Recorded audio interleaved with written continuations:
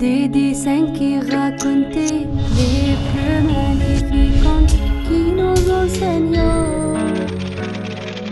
de l'école.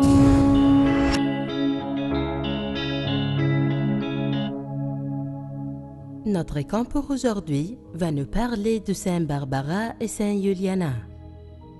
Nous voyons Saint Barbara vêtu d'une robe rouge, car c'étaient les habits des gens riches du royaume, et le père de Saint Barbara était très riche, mais il croyait aux idoles. Dans l'icône, il y a le grand palais de Saint Barbara, que son père lui a construit, parce qu'il l'aimait beaucoup. Il lui a mis garde à sa disposition et beaucoup d'idoles dans le palais. Il lui a également apporté des professeurs pour lui donner une éducation noble. Saint Barbara avait l'habitude de regarder et méditer en priant le Dieu qui a créé le ciel et la terre pour tous les humains. Saint Origen était dans la ville où Saint Barbara vivait.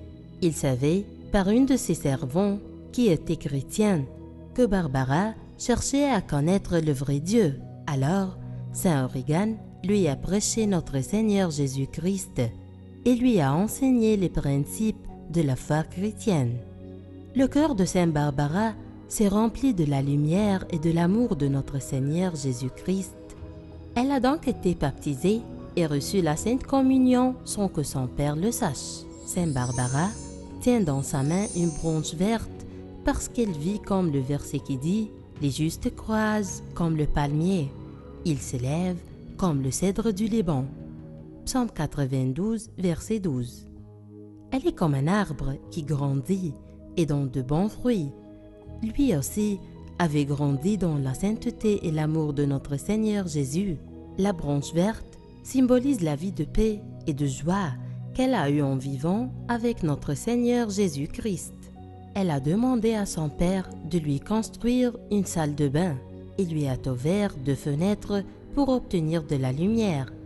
Mais Sainte Barbara a converti cette salle de bain en une salle de prière. Elle ouvrit une 3e fenêtre pour être comme la Sainte Trinité et a brisé toutes les idoles que son père lui avait laissées dans le palais. Elle a mis une grande croix sur le bain et aussi une autre croix sur le palais. Son père est venu lui rendre visite et il a vu les changements dans le palais.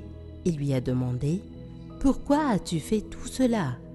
Elle a commencé à lui parler du Seigneur Jésus-Christ et lui a dit de quitter le culte des idoles et de croire en Jésus.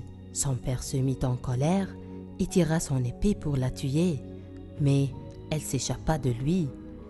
Elle arrive devant un très gros rocher et en faisant le signe de la croix, le rocher fut ouvert et elle le traversa et le rocher se referma. Son père l'a trouvée dans une grotte.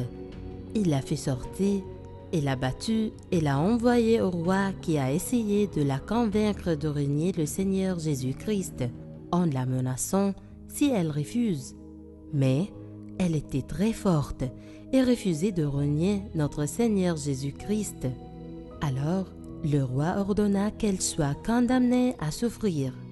Nous voyons Saint Barbara tenant une croix parce qu'elle a enduré de nombreuses souffrances pour témoigner de notre Seigneur Jésus-Christ qui nous a sauvés sur la croix. Notre Seigneur était toujours avec elle, la soutenant, la guérissant et l'encourageant jusqu'à ce qu'elle aille la couronne de martyr. Nous voyons aussi dans l'icône Saint Juliana avec Saint Barbara parce que quand elle a vu la foi forte de Saint Barbara et les souffrances qu'elle a endurées, et aussi elle a vu que notre Seigneur Jésus lui apparut, la guérissant et la consolant. Son cœur était ouvert et elle crut au Seigneur Jésus-Christ. Le roi l'a aussi mise en prison avec Saint Barbara et les torturait. Saint Juliana est habillée en bleu, la couleur du ciel, parce qu'elle aimait notre Seigneur Jésus. Saint Juliana tenant aussi une branche verte comme Saint Barbara, ce qui signifie qu'elle a grandi avec l'amour de notre Seigneur et a enduré les souffrances pour lui. Nous voyons aussi une auréole de lumière autour de la tête de nos deux saintes, parce qu'elles ont témoigné de notre Seigneur en obtenant la couronne de martyr, et parce qu'elle était la lumière de tout ce qui les entourait. Parce que notre Église voulait que nous les connaissions et que nous soyons comme eux, nous célébrons la fête de leur martyre le 8e jour du mois du Kiak de chaque année copte. Après leur martyre, le bassin d'eau sur lequel se trouvait la croix dans le palais a eu le pouvoir de guérir toutes qui sont lavées dans son eau. Le corps de Saint Barbara et Saint Juliana ont séjourné dans une église à Galatie et leurs reliques ont été déplacées à l'église de Saint Barbara au Caire en Égypte. Ça, c'était l'histoire de l'icône de Saint Barbara et de Saint Juliana. Venez vous tenir devant eux et dites « S'il vous plaît, Saint Barbara et Saint Juliana, priez notre Seigneur Jésus-Christ pour qu'il nous pardonne nos péchés. » Des dessins qui racontaient les plus magnifiques